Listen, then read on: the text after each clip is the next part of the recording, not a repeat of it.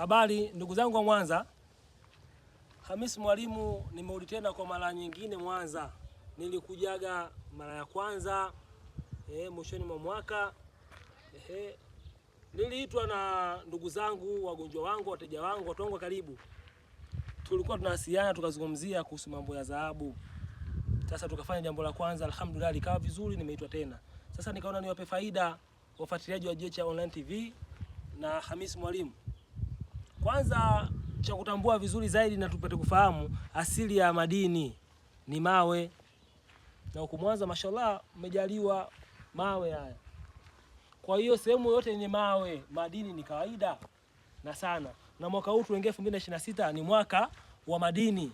Hilo wewe tufahamu. Mwaka wa dhahabu.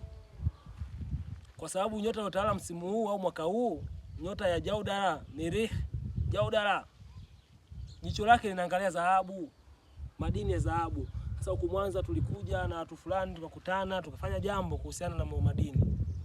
Jambo la kushukuru Mwenyezi Mungu, ndani ya mwezi huu wa kwanza majibu yakapatikana, alhamdulillah, ikawa sababu ya mimi kuitwa tena tuje kuendelea. Kheri hizi. Sasa nikaona niwape faida wanafunzi wangu, wafuatiliaji wa Jecha Online TV.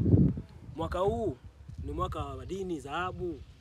Kwenye mawe kuna madini mengi tofauti, lakini kwa kutokana na huku asili yake ni madini mengi yanapatikana na dhahabu, na mwaka huu unaonyesha dhahabu zaidi. Kwa hiyo tumekuja kufanya majambo, tukafanya tiba, tukafanya makafara, alhamdulillah madini yamepatikana, nimeitwa tena mara ya pili. Sasa na mimi napa faida mfahamu.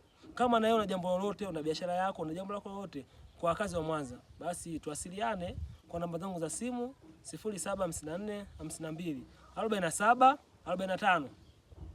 Kwa wale wanafunzi wangu basi inshallah tutaendelea na masomo kama kawaida ninavyoendelea.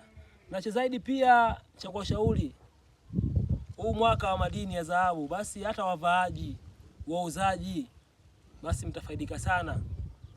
Kwa sababu itakuwa na thamani, inapatikana kwa wingi, itakuwa ni kitu ambacho kinatambulika ulimwenguni mzima. Sasa ukizalisha kwa wingi, basi utapata faida kwa wingi zaidi. Kwa hiyo ni hayo tu. Asili ya madini mawe. Na Jangwani hauwezi kukuta madini kwa sababu hakuna mawe. Kwa sehemu yote inayopatikana mawe, kama angalia Arusha, ile ni ardhi ya mawe.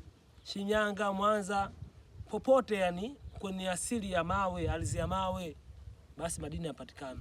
Kwa billahi tawfik wa assalamu alaikum.